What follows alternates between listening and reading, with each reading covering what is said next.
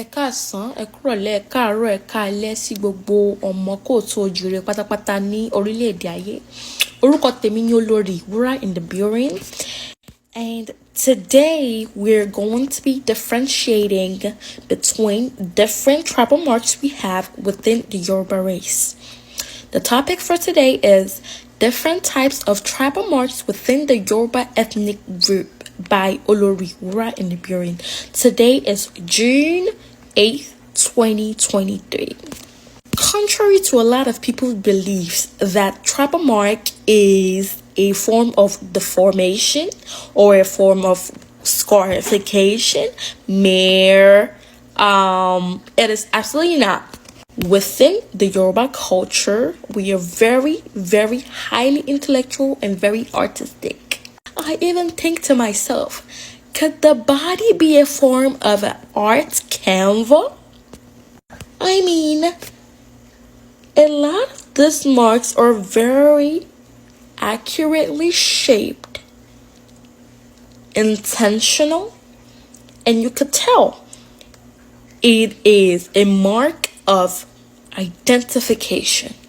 It is very important that I mention that the exact date of when we started tribal marking has not been established, but it is being researched. However, there are a couple of accounts that really reminded us that the reason why we started tribal marking within the Yoruba ethnic group is beautification, one, permanent identification of different groups, two, differentiation of families during period of war, three, differentiation of firstborns within the family, four. These are the main reasons why we started tribal marking within the Yoruba culture. It is not for deformation. It is not for, did you fight lion? It doesn't make any sense. It is not as a sign to deform people in terms of not for them not to be able to be taken as slaves. No, absolutely not. That is a very, very wrong account and wrong information.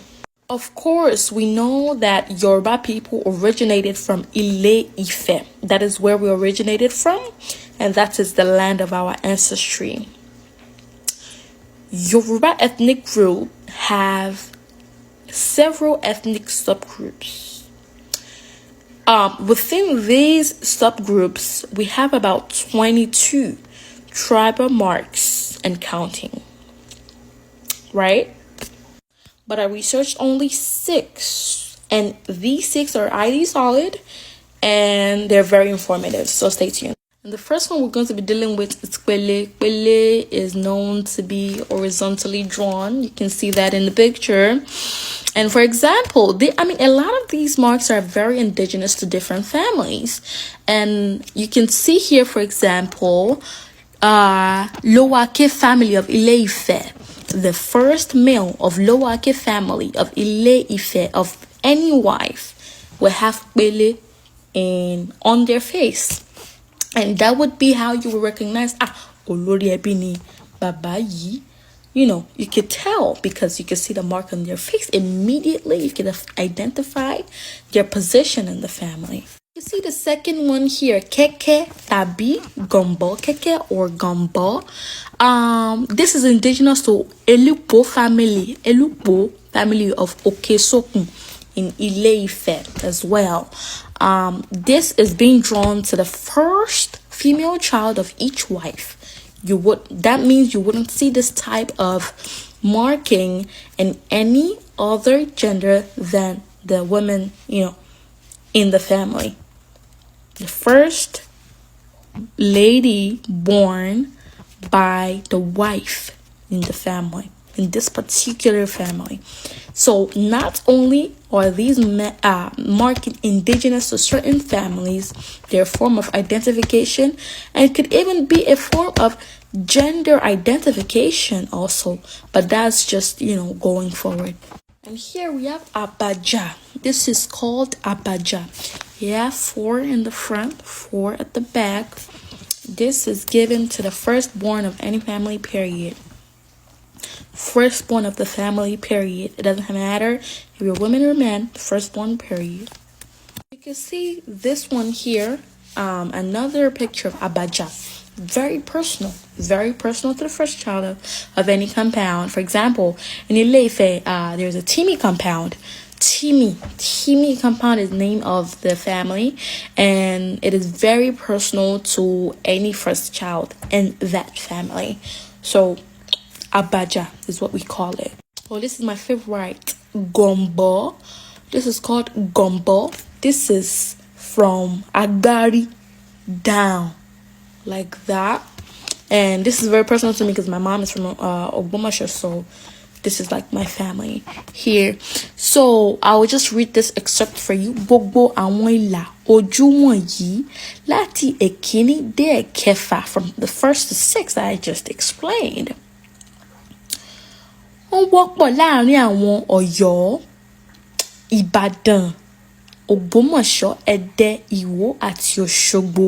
So you can see that a lot of these 6 tribal markings that I explained are very unique to places in Yoruba land such as Ọ̀yọ́, Ìbàdàn, Òṣogbo, Ẹdẹ, Ìwó,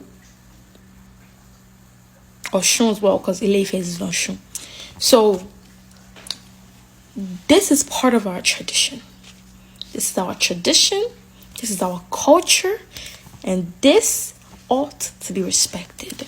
Knowledge is only found when thoroughly researched. And if you are confused about certain things about Yoruba culture, it is very important to ask those that are knowledgeable. Don't assume. Don't speculate.